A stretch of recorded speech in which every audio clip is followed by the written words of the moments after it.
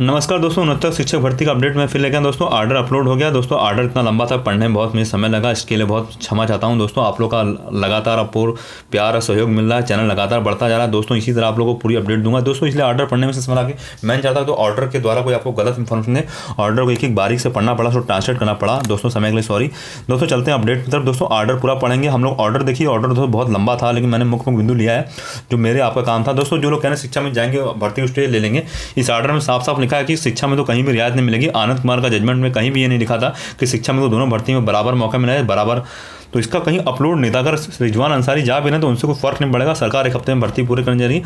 आज शाम या कल सुबह तक आप लोग का आंसर किया जाएगा, रिजल्ट भी अगले दिन आ जाएगा दोस्तों। भर्ती बहुत जल्दी पूरी ऑनलाइन के माध्यम से सारा पूरा होगा। आप लोग पूरा डॉक्यूमेंट तैयार कर लीजिए और पूरे जो भी अपडेट होगी इस चैनल पर आपको देता जाएगा। डॉक्यूमेंट की अपडेट दोस्तों 1 घंटे बाद में दूंगा, क्योंकि मुझे मैं आज काम पर बिजी था। चलते हैं दोस्तों, क्या था ये देखिए दोस्तों, ये है जो main objective. After election granted by the central government vide the notification 10/9/2012 NCTI issued the notification 8/6 amending the master notification dated 23/8 formally the including the BEd candidate as eligible for teacher as A1 to 5 subject under the going the 6 month bridge course elementary education recognised by the NCTI post appointment within 2 years relevant the portion of the notification of 28 को देखिए, यानी 2000 एनसीटीआई ने आप BEd को मालूम है 28/2/2000 को कर दिया गया और 6 महीने के ब्रिज कोर्स के द्वारा बीएड को शामिल किया। तो इस तरह ये इस ऑर्डर में ये था कि एनसीटीआई ने बीएड को पूरा मौका दिया 105 में। तो बीएड कहीं भी 69 की भर्ती में अचीवेबल नहीं है, ठीक है।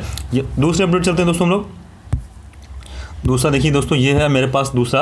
Honourable apex court has approved the holding the eligibility examination by the state in the case state Uttar Pradesh Shiv Kumar Pathak का जो 2018 केस था। Settled the position that TET qualified candidate who wish the apply the appointment for teacher must necessary for the state teacher eligibility test as well as following the words. यानी जो भी लोग भी TET qualify करेंगे उनको state TET qualify करने के बाद ही उत्तर प्रदेश में बेसिक शिक्षा में नियुक्ति मिलेगी। चलते हैं दोस्तों अगली अपडेट की तरफ हम लोग दोस्तों। मेरा ऑर्डर पूर्ण कोई फायदा नहीं दोस्तों, इसलिए मेन 2D पॉइंट में ऑर्डर पढ़ता हूँ और मैंने उसी ऑर्डर के पहा को कटिंग करके आपके बीच लाया है। देखते हैं दोस्तों तीसरा अपडेट क्या है।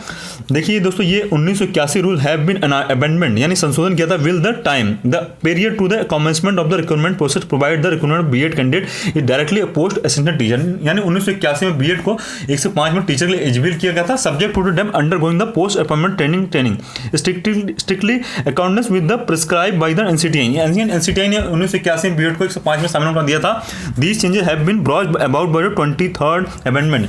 यानी 23वां संशोधन कब हुआ था? 29/1 को हुआ था। और 24वां संशोधन कब हुआ था? 7/3/2019 को। और 25वां संशोधन 14 से 19 को।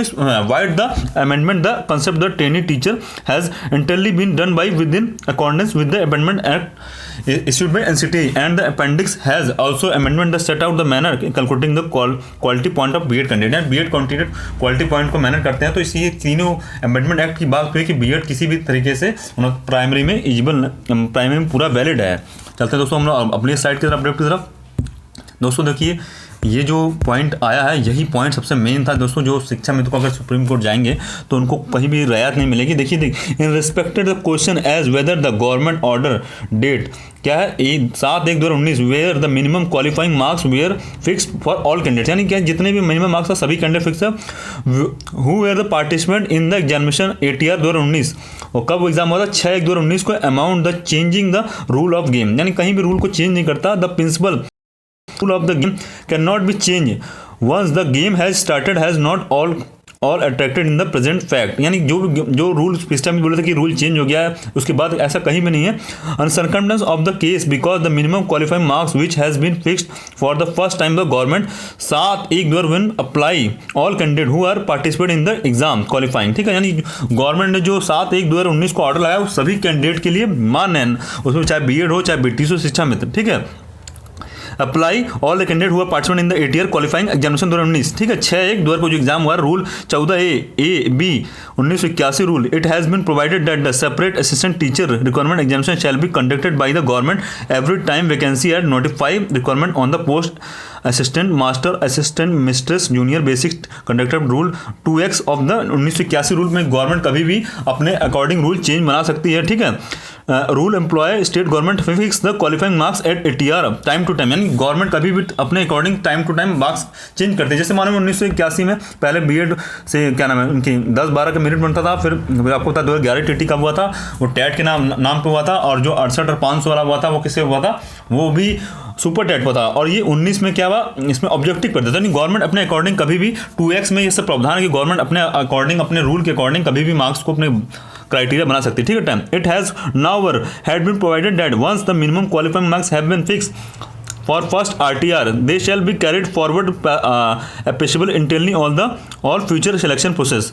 The said agreement that the शिक्षा मित्र is the terms condition statutory guidelines 1/2018, यानी जो 1/2018 को गाइडलाइन दी शिक्षा मित्र, गाइडलाइन को शिक्षा मित्र के लिए भी फॉलो करना पड़ेगा। चलते हैं दोस्तों अपडेट करो।